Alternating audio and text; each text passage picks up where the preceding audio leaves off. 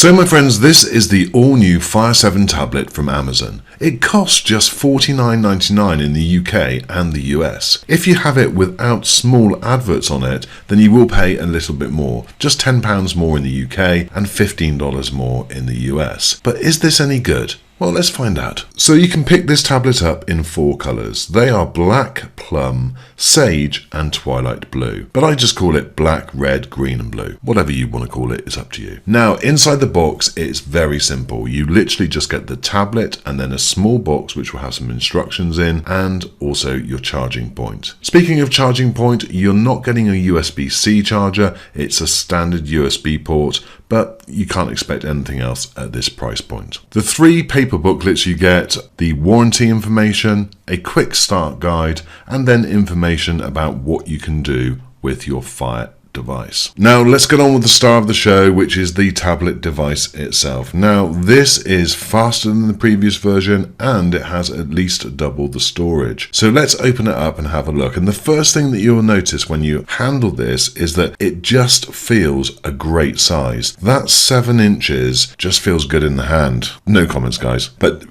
seriously, this is a very, very good size for a tablet. It's very portable. You can put it in a pocket and you can take it anywhere with you. The quality of the build, again, like previous versions, feels pretty premium. Yes, there's that thick bezel around it, but again, we're talking $49.99, guys, so you can't expect to have a bezel-less display. When you first boot up your device, you will find that it takes a little while to get set up. Now, it's just loading up, but it is quite slow. Now, I've quickened that process just so that you're not sitting around waiting for it. The next screen that you'll get will be the choosing the language screen, and you can also choose your regional format. After that, you'll then need to go into the Wi-Fi settings and make sure that you sign in with your Wi-Fi account. The next thing you need to do is hook this up to your Amazon account, and that again is straightforward. Just put your email or mobile number and then your Amazon password. You can then obviously just wait for it to boot up, and it will probably ask you to install some updates,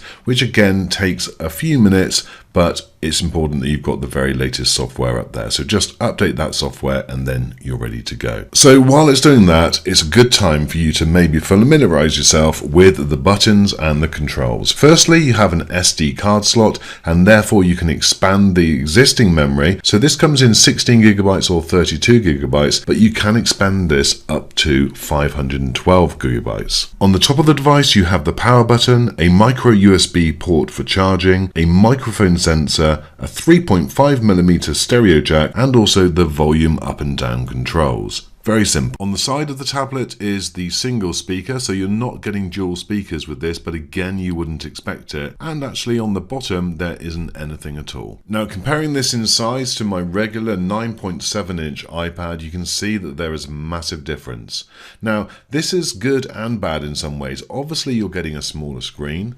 You're paying, obviously, about 5 times less, 5 or 6 times less, but also you're getting a lot more portability. This is something which you really can take anywhere with you. Just a little tip, guys, don't worry if the first installing system update takes forever. For me, it did too. You just need to be patient and it will take a little while. It is downloading and installing quite a large file. The cameras on this device are not the greatest. There's 2 2-megapixel cameras, front and rear, and you can record in just 720p HD, not the full 1080p. But guys, people don't buy these devices to take photographs. Now, just when you think that you've sat through long enough, you do have to sit and watch a video which does explain everything that your tablet will do. Now, that for a first-time user is pretty good. If you're familiar with the Fire tablets and you've had a previous version, then it can be a little bit frustrating. So you might want to just go downstairs and put the kettle on and make yourself a cup of tea while this is going on, because unfortunately you can't skip it. But it doesn't last too long. I think it's about 2 or 3 minutes. The next thing you'll be asked to do is whether you want to have Alexa working with it, and I do recommend that you do that because then you can just ask the tablet,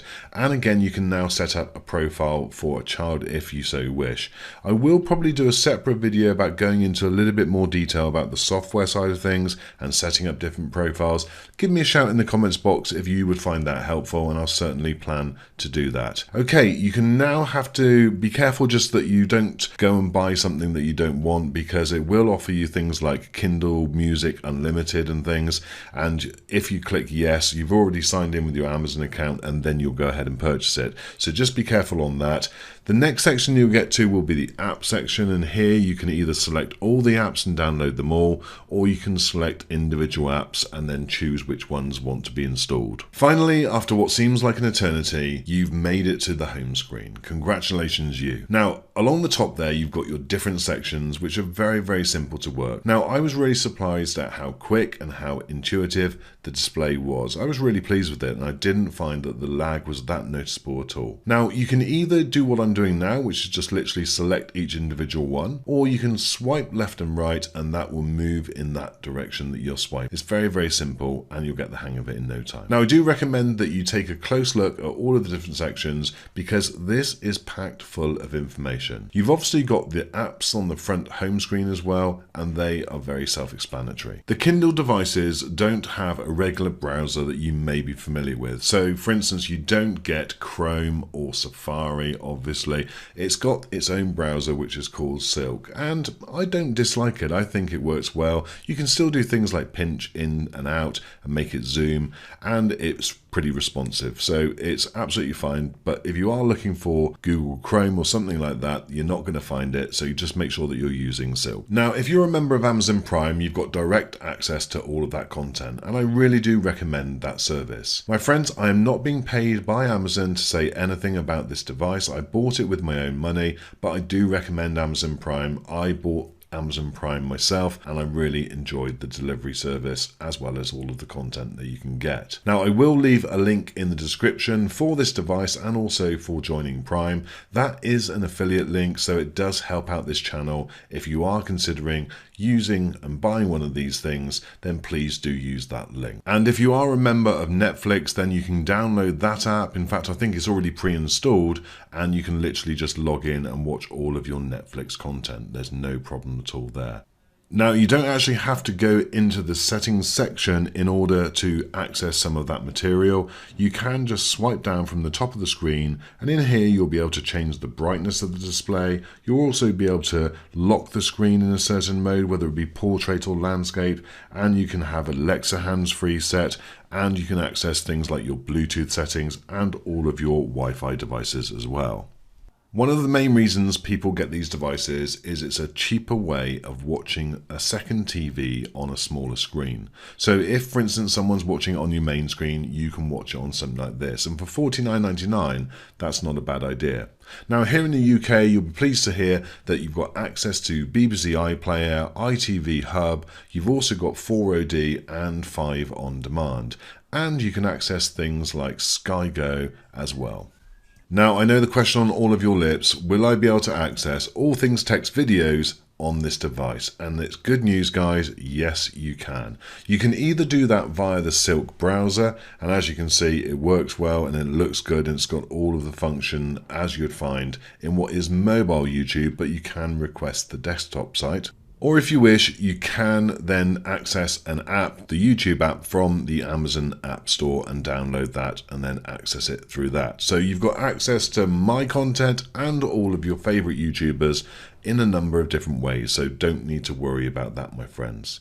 So overall, I am really happy with this device. I'm going to go through some of the final stats, or a little bit more stats in more detail. I decided that I'd leave that to the end because a number of you that are watching this are not really interested in the technical stuff, but for those that are, let's go and have a look now at some of the technical details of this device.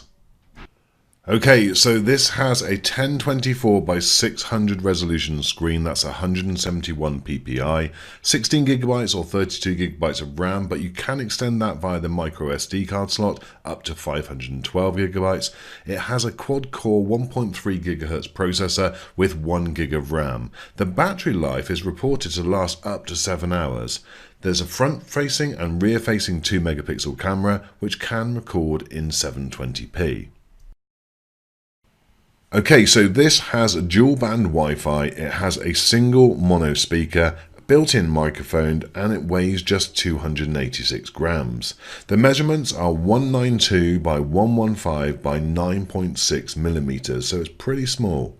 The price, as we mentioned earlier, is UK price of $49.99, the same in the US if you have the advert version, and it's $59.99 in the UK and $64.99 in the UK without the adverts. Now, those adverts don't really interfere, so if I was you, I would save the money.